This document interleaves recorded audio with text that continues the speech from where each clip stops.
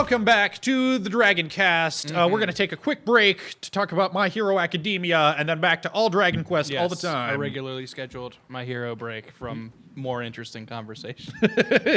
I kid. This show's great. Yep. In episode 60 of My Hero Academia, Ben was a dumbass and forgot to write a plot summary. Nice. Yeah, that's what... Is that right? I've got my notes, but I didn't write a summary. So, yeah, let's see what happens. Everybody passes the exam except for Bakugo and Windy Boy. Mm-hmm. Todoroki. And Todoroki. Oh, yeah, Todoroki, too. Good point. Windy Boy apologizes for being an asshole.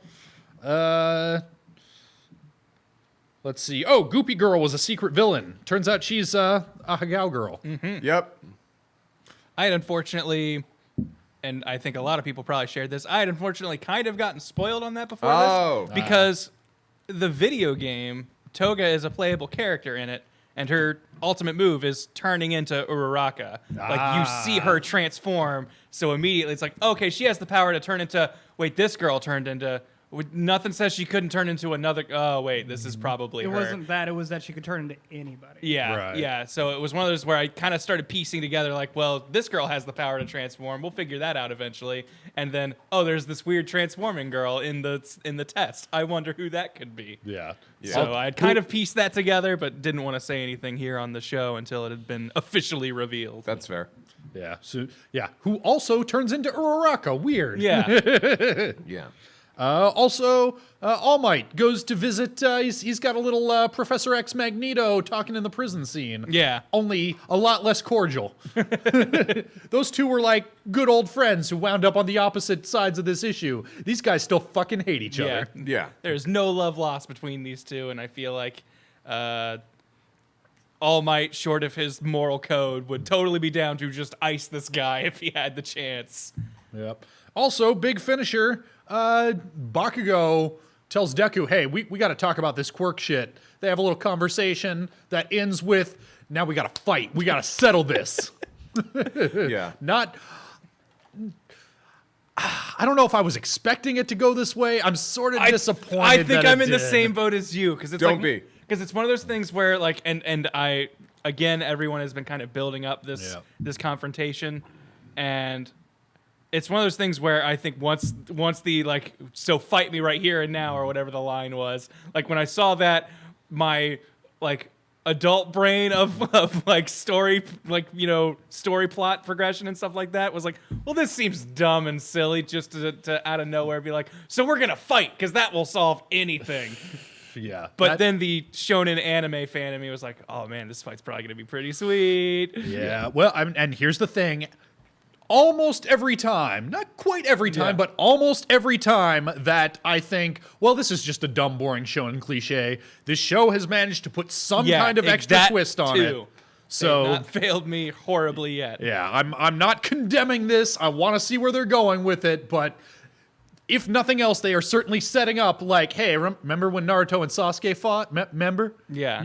I remember. I was definitely originally like because I had a feeling that this was brewing and was going to become a thing. Mm-hmm. I wanted like the long introspective look at like Bakugo for us to get that, and I'm sure we'll get that during this fight. Yeah. And that's something I can count on My Hero doing properly. But in my mind, it was definitely like I was ready for, no, we're going to kind of leave Deku out of this, and it's just going to be, we're going to see everything from Bakugo's perspective for a second, was where I thought it was going to go. So I'm real interested to see where this goes, and looking forward to the showdown that this show has been leading to for the last 3 seasons, basically. Kind of. Yeah. I also absolutely love that Bakugo puts it together all on his own. Like, he's the guy, and I keep telling people this. I keep telling people, don't think Bakugo's stupid. He's not stupid. There was a conversation about the name that he came up with, the Explosion Murder King. Mm-hmm. And in the English version, it doesn't translate. It's actually a really clever pun that he strings 3 words together. If it were for the fact that it was really inappropriate, it would have been a fantastic hero name. In the English version, it just sounds like a bunch of nonsense. It seems like he just slapped 3 words together. Right.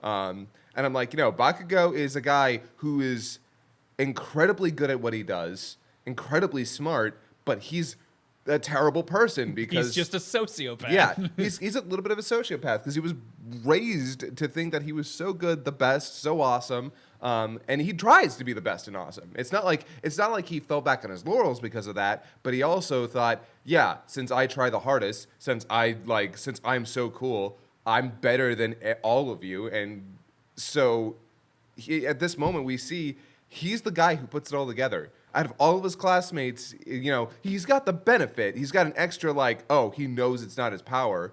And if he didn't know that it was a borrowed power, he probably wouldn't have been able to put this together. But he still does it, and I love that. I love the fact that Bakugo isn't a meathead. He's not just the opposite of Midoriya. So other small details that I noticed here. So here's your shipping note. Oh, did two characters have an interaction? I wonder if that made people ship them. I noticed that Invisible Girl really wanted to see Zappy Boy's breakdown sheet. She was really interested in his shit. Oh yeah, that's because she's. Wait, what was Invisible Girl one? Yeah. Oh, really? Huh. Yeah. Just one of those I wonder if there's any significance to these two characters. These two in characters, particular. we specifically get a shot of her being like, "Oh man," might just be her being bubbly and just wanting to know what's up. Also, Kaminari is typically, I think, kind of like, I think a lot of characters view him as kind of a goof. So seeing that he passed was maybe like, I want to see what you did. What I liked for a moment, I really liked the comedic duo of Mineta and Ida. Yeah. Just Mineta popping up and be like, the hierarchy's falling apart. At last, those of us at the bottom will rise. And just Ida just wordlessly picking him up and just moving him was just great. Yeah. Yeah, man, Mineta is such a garbage character, but I love him. I was going to say, he is a garbage person, but I think he's a great character. Yeah. Agreed. Yeah. He is not someone to emulate in any way, shape, or form. I do not condone any of his actions, but he's hilarious. Yeah. And also, at least in this episode in particular. And also, he's the worst in a way that it's like, yeah, I went to school with somebody like that. Yeah. And I feel like I see this posted around on Twitter a lot, and I don't feel like they emphasize it a lot in the anime, and they probably don't a ton in the manga, but he's apparently super smart is, I guess, how he gets through shit. Like You have to be. Like Yeah. they have some like ranking thing for him, and he is the only person with a 5 out of 5 intelligence. Like not even any of the pros or like Midoriya have that ranking on like thoughtfulness apparently. So I guess that's what he's super good at, is just being able to think on and act on his feet, even though he seems like he freaks out all the time. Yeah. Yeah. I mean, I think one of the reasons that we don't get to see, you have Midoriya, who is the smart one. Yeah. Like he's the one who comes up with the plans. He's the ingenuitive one. tactician. He's the tactician. When it comes to like book smarts, yeah, that's recordedly, purportedly via the mangaka, the only way he passed the test, the only way he got into the school at all was that while his power isn't that exceptional, his scores were just off the charts. His written tests are mind blowing. Yeah. So it's kind of interesting that I think that's almost an excuse by the mangaka. Yeah. I feel like he was just like, how the hell do I get this character into the school? He's really smart. Okay. He's a great test taker. Yeah. And then never touch on it again and just use him for the joke that he is. I mean, like, here's the thing. We like to say, like, how'd this person get in? Like, somebody's got to be the low man on the totem pole, right? Yeah. Like, even in the best class, someone graduates last. yeah. So he is the lowest in this group of exceptional people. Yeah. Like, I'm willing to buy that. Yeah. Yeah. That's fair. So Bakugo failed. Was it just because of how he was an asshole during the rescuing bit? Like, just his tone? Because I feel like, especially Todoroki and Inasa, Wind Guy. Yeah. I will remember his name someday. I won't. Like, we have a very clear, like, palpable, like, thing to point at. Here's when and where they failed. Yeah. Bakugo, the only thing we see him do during that second test is find the person who he assesses is healthy enough to rescue themselves. So he's like, get moving. There is a moment in the last episode, and I pointed this out last time, where the guy is actually talking about, like, you have to choose your actions here appropriately. And I think they were implying, like, there is a reason that we had the rescue and the attack happen at the same time. did Todoroki and Wind Guy go to rescue people during that moment, or did they go to fight off the guy who would have otherwise impeded other people's rescue? Yeah, I was gonna say the same thing. Like, he was hanging back during that fight, and as much as we say, he's the guy who always jumps in, and that's dumb. Like, that's a situation where he is one of their frontline fighters. So was he penalized for not jumping into that fight? Well, do we he was penalized because he was talking about it during the scene, like a hero must do what he can in these sorts of situations. Inaction or taking the wrong action will cost you. And then it shows him literally not helping anybody. Okay. Like, if you'll notice, he doesn't help anyone. He keeps telling, like, you are fine. Help yourself. He doesn't even help those people. Like, it's I think it was Kaminari and Kirishima that ended up going to save those people in the first episode of the rescue stuff. After that, we don't see him rescuing anybody, and I think that's good. Like, if I had to be honest with you, as much as I like the idea of Bakugo being this great hero and an asshole otherwise, much like Endeavor, it is nice to see his own attitude towards things continuously undermine his own ability, because otherwise, it's good to show that flaw where he doesn't actually help the people he's supposed to help. He needs to figure that out. He needs to figure out how to be a human being with other people, and so, yeah, that's why he failed. He just didn't help enough people. Yeah. It's also good to note at this point that they do make a point that those who didn't pass, they're going to get a 3 months intensive, like, extra coursework, and then they'll have the chance to reapply. So this is not you're fucked forever. Yeah. And they do also tell them, or you could just take the test again in a year when you would have normally anyway, and all of them are like, yeah, fuck that. Yeah. Yeah, I do like that. I think that's appropriate, and I like the good old setup from Deku. Like, wait a second. Why didn't they just disqualify them the moment they dropped below 50? That doesn't make sense. And then he goes up there and is like, by the way, the reason we let you go all the way to the end, as we see, is we wanted you guys to get the full experience. We wanted you, by the end of it, to realize any mistakes that you had made. Otherwise, I mean, like, we'd have just stopped you. Like, any chance for development, we are going to give you. And I thought that was neat. Yeah. Also, a reason that they didn't vocalize, but I think is valid, is that for those who did pass the test, they passed the test with these unhelpful assholes in their group.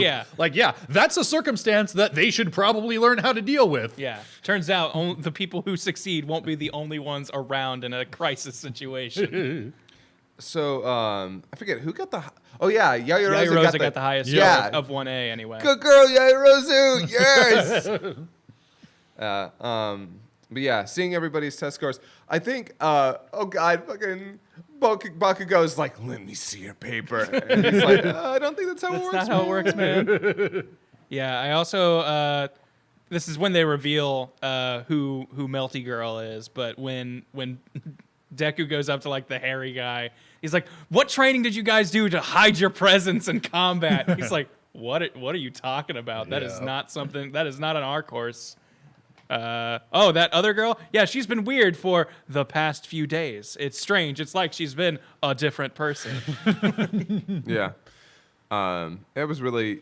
Actually, I love the reveal, by the way, of that's... I keep forgetting her name. She's got a cool name, too. Toga, yeah. I love the Toga reveal. What a cool, like... Yeah. I didn't see that coming either when I was watching it because I had no idea what Toga's power was. I'd actually kind of forgotten about her. So, yeah, at the end, to find out that it's Toga, I'm like, first of all, cool power. Second, oh, shit. So what happened to Kami, though? Yeah, that girl is probably dead, would be my guess. Then again, I feel like they've backed off killing people in some spots, so maybe not, but very possible. The show is a little... It's shonen safe. Yeah. Like, characters can die, but only in, like, really big events, maybe. Yeah, usually it is a big thing if somebody is actually dead. Yeah. Normally it is they've been incapacitated or taken away for a while. I feel like the only reason that pussycat survived that whole scenario was they needed an example of someone who They needed to show the power transfer. Yeah. The thing I don't get is I'm like, and this is going way back, I'm still surprised that Ida's brother is alive. I mean, he's crippled. Yeah. He is crippled, and he has been damaged and, like, removed from being a hero. But I think it still felt like a weird, like, they are lining this up to have a murder revenge quest. And it was like, well, Almost. To be fair, They took away his livelihood, which is which is still damning and a huge thing. Yeah, it's kind of like it's not a quote unquote fate worse than death, but it's a different fate Yes. that's got its own terrible things attached to it. Like especially since Ingenium was a big hero. Yeah, no, he was a big deal. Yeah, it's noted that Ingenium was a really big deal of a hero. So for him to be taken out like that is not only for his brother, but the public at large. So, I'd actually prefer he not be dead. No, I think it's a cool move. It's one of those. I wonder if it is the medium and the projected age expectation for them to have gone that direction instead. Well, I can definitely tell that Horikoshi doesn't want to get too dark with this sort of thing. He wants to tell a comic book hero story, and you know what? That's cool. Like if that's the way that he wants to go. Well, if that's the way that he wanted to go, then he'd be killing everybody. Yeah, people would be dying left and right if this was just and then having those deaths not stick. Yeah. Although I think he's also latched on to that as something that people hate. So he's like, okay, we're gonna avoid doing that at the very least. But yeah, anything.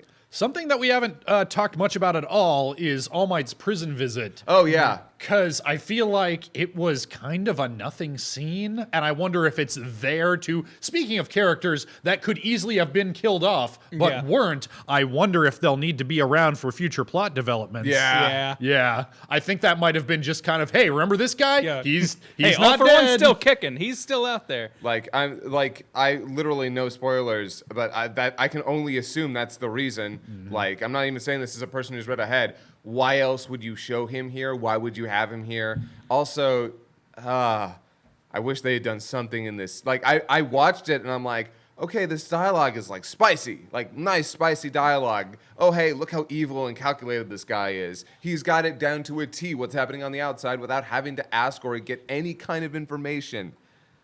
But not all that interesting, actually, to be honest. I feel like the big part of this scene, like the points they really want to get across is One for All has more faith in Shigaraki, I think, than All Might does in Deku. Like he is just immediately, he's like, no, I don't know what my student's doing because unlike yours, he's graduated. Like he's doing his own work now. I don't have to keep tabs on him. And then point 2 was, yeah, I made my pupil your teacher's grandson or whatever to make you hesitate when fighting him. And like All Might's like, no, I hate that kid. I'm not going to hesitate. I view him as a villain was like his kind of like big statement before walking out. Yeah, of course he says that. Yeah, He's not the one who's going to be fighting him in any case. Yeah, but to All Might's benefit, he doesn't, Deku, Midoriya doesn't know that this is, first of all, the grandson of the previous holder, and secondarily, even if he did, would it matter? I think it would matter only if All Might were to specifically make it matter. Yeah. Like, hey, I need you to bring this guy in alive. I need you to pull your punches. I don't think All Might would do that. I could see, and I would be disappointed if my hero went this way and kind of stuck with this trope. But I could totally see it being an 11th hour reveal to Deku particularly. Yeah. And all of a sudden him slowing down and that becoming an issue. Just being like wait, you're my master's teacher's grandson? Ah! What does that make us? Yeah. Absolutely nothing. Yeah, and that staying his crushing hands for a second, but that's the only thing I can see them using it as a plot point later. If I were All Might, I would sit Deku down immediately and go, by the way, so we're clear. This is gonna come up later. Yeah, if this comes up later, don't hesitate. Knock this guy's lights out. Like, do whatever you have to do to stop him. I'm not gonna be mad.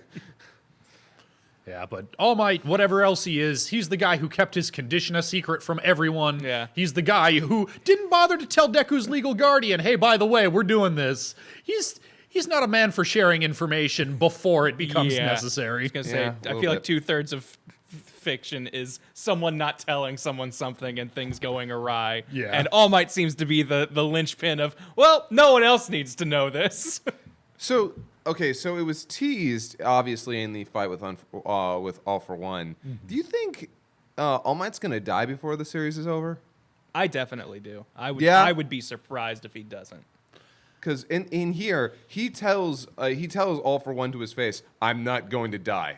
And I'm like, that sounds like the words of a man who's going to die. I just bought this boat and I'm 2 days away from retirement, and we're gonna travel around the world. The Live Forever, I named this boat.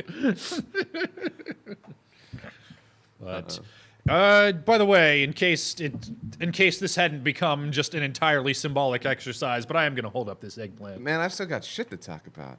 But I'm going to hold We it. could talk about more Keep shit. talking. We'll Yeah. just get this formality out. Because I want to talk about something that's really cool. Okay. So, remember in the opening, like one of the first shots is all the characters frozen in the air, and then you've got Bakugo and Todoroki down at the bottom standing there. Mm-hmm. I was actually really confused because I'm watching and I'm like, wait a second, why is everyone frozen in air like that? I don't remember a character that can freeze people like that. If you look at that shot, they're all jumping in celebration. Mm-hmm. They're all in poses they're all in celebratory poses.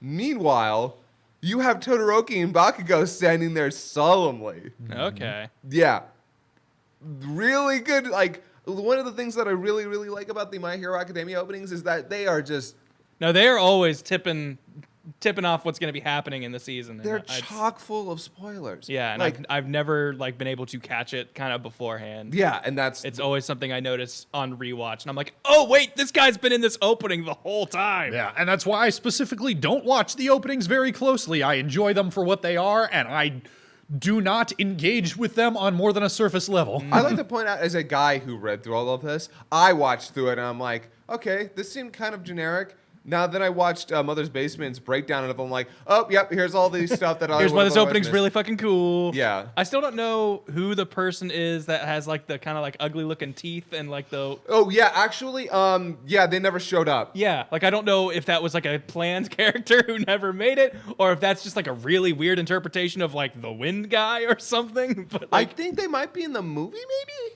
okay, I have no idea. Because I remember when that opening first happened, and a bunch of people who'd read ahead in the manga going, "We don't know who this character is. It's probably some filler shit." I And think it's then going to be they've filler not- the last 3 episodes. What? Oh, no, please, no. Because can you really imagine anything after what we're about to go through? Oh, no, but I don't want it. Is there still 3 episodes left? I thought there were like only 1 or 2. Let's see. This is episode 60, which is what, the 20? Yeah, I don't know. Yeah, because I'd have to look it up. Yeah. I feel like I mathed it out, and there were 2 episodes left, but I could be wrong. Sounds right. That was but my I don't guess know. based on previous season lengths. I also don't know if they're counting that filler episode Oh, yeah. as. Oh, right? I Yeah. think they are. It was yeah, part of the run. Yeah, I mean, it had a full episode number. It's not like it came out as episode 19.5. Yeah. Who knows? But yeah. So it's nice. Yeah, but yeah, there's a lot of cool stuff. It's nice to see. It's really cool to see 2 of the best heroes in the class not make it. And No, that's a fun twist. yeah, because I was sitting back like, all right, how in the world does Todoroki not make it through? And introducing Inasa, was it Inasa? Yeah. Inasa. Introducing him to be a foil was a great idea. I loved how it played out more in the manga than in the anime, but it still did its job. So yeah, to watch those guys with such different attitudes and approaches to things still fail because of their own hangups and problems was really cool. Yeah, when Wind Guy apologizes and someone in the class goes, he is very bold but also very sensitive. Like it's just he is the in your face guy, but also with all of the emotional baggage that like Deku has, where it's just like, I just want you to succeed, but I also still kind of hate you, so I'm sorry in advance, but I get that I shouldn't. Bye. Can we talk about that visual, like that joke of him running by, talking, and then running back? And I'm like, that looks so cheap, hilariously cheap, though. Yeah, it was definitely there for comedic effect, but it's like we gave this dude 2 frames of running. Yeah. But the other thing was about that, like, yeah, Inasa as a character, I think, plays out. I like Inasa now that he's finished. I liked Inasa as a concept a little bit better than in practice because I see what they were going for with him. He's a very passionate person, a very emotional person, which is why he looks at heroes and thinks, yes, you should have passion. You should be out there. You should be, happy and smiling and be the hero. So when he tries to get Endeavor's autograph and he gets smacked down, it's kind of like an insult to his ideology of what a hero should be. And then when he goes up to Todoroki and tries to do it again and basically gets verbally slapped down, but then he's like, no, I'll try it again. So he beats Todoroki and is like, all right, let's see that passion. Nope. No, not only no passion, but he's This like, wasn't a race. You just got in my way. yeah, and I think that's really immature. And I love that. I love the fact that this Inasa is an immature guy who is really powerful, but he kind of sucks at like just letting people be themselves. Well, he's too invested in them, and so he fails. And I think what was like kind of the good twist with them failing this test is I feel like it kind of shows that like you have on paper you've got everything we need for a really good hero, but on top of that we also need to make sure that you have awareness and humility to be able to step back when the situation doesn't need you. And that's where all three of these guys are bad. Is like Todoroki will, like, every time he goes, my power is bad in a group, so I'm going to work by myself, bye. And never talks to people about it. He is just always like, sorry, it's tough to use my power in a group, see ya. And sometimes your power might be really helpful in a group, even if it's difficult. Sometimes you have to put yourself out of your comfort zone to save lives. Crazy. Plays well with others is not applicable to Bakugo and or Todoroki. Yeah. Well, I'm glad you guys seem to get more out of Inasa's character than I did. Mm-hmm. I found him an effective enough plot device for Todoroki's development. I can't say I ever had any attachment to him as his own character. Which is why I said I think he worked better conceptually. Yeah. Actually, in practice, he's kind of annoying and, yeah, a plot device. Yeah, and just more of an anime character than almost anybody else in this show, where he shows up, gives his weird philosophy on passion and life and whatever, and then pieces out. Yeah. Yeah, although to at least be fair, it's and maybe that's kind of the issue, is that he doesn't have enough time to kind of show it off a little bit more. It's kind of presented in small little tidbits and in flashbacks, which, by the way, a narrative crutch for any medium, and then done and over with. Yeah. Okay. They slip in. This is kind of jumping off of the Inasa stuff, but Joke brings up like, hey, we should like do like a team up like training session or something sometime. I have a crazy feeling that that's something that like isn't a major plot point ever, and is probably just going to be like a filler episode or something later of just like we got time in the schedule, let's have an episode where, hey, what this other class is here, isn't that neat? Remember Vibration Guy? Wasn't he cool? What if we have to work with him? Yeah, I mean, if that, honestly, I didn't see anything more in it than, well, these characters have a relationship, oh, look at that, when they work together as colleagues, they're fine, but when she wants to marry him, it's weird. Okay, that's all the time and energy we're willing to put into this relationship, bye! Which, if that's all it is, I'm fine with it. Yeah. Unlike Inasa, I enjoyed that interaction while it was there, but I'm also ready for it to come to a close. I wish we could have watched this dubbed. Amber's joke is Yeah, Amber does a so really good job as Joke. Marry me. But yeah, it could also definitely be the, hey, Class 1A already has like 20 people that we're trying to kind of keep track of. We don't need to keep introducing a bunch of characters for you to understand they still exist in the world, even if they're not here every day. No, object permanence, what's that? People cease to exist once they're outside of my field of vision. When we bring let's have a moment Boy. of silence for Kieran, Nick, Zito, all dead as far as I know. Yeah, presently not on camera, so might not exist. Yep. Because it's Am I a specter? Tyler To the disembodied audience, voice. I can see you. Yeah. I know you exist. But now I don't. But now I do. You're back! Thank God he's alive. I blinked and I was worried. Yeah. So yeah, I guess that's everything. Really, kind of there's a lot to talk about here because it's kind of a wrap up of that arc. Although we still have the next episode, which, oh my God, I can't believe I have to wait 6 more days for this. A real quick thing before we bounce, I just want to shout out a very cute short scene of like Midoriya looking at his license and crying, and Gravity Girl being like, "Are you crying?" Just like, "Yeah, well, and then just him immediately turning and taking pictures with his phone. I want to send this to Mom and All Might so fast. Just like his the actor's the delivery on that was just very good. With just the voice squeaks up really high. I don't understand Japanese, so I don't know exactly what words were emphasized. But just got a very like, and I can't wait to send this to mom. Yeah. I do love the fact that he sends it to mom and his dad. So Yeah. it is kind of funny. Like the people kind of joke about like, oh, mine's his dad, and I'm like, yeah, kind of at this point though, like. Kind of, yeah. We have heard his dad mentioned. I don't know if we've ever seen him. I mean, he's either gone. Like what? I forget what the whole deal with his dad is. Because his mom is a psychic and his dad can like breathe fire or something is what she says in like an interview. Wait, what? Yeah, she can like manipulate things with her. Like she can move. She can stuff with move her. small objects Yeah. towards her. Yeah, Oh. she has like slight telekinesis, and she's like, and my husband breathes fire, but my son shows none of these in like the first episode. Huh.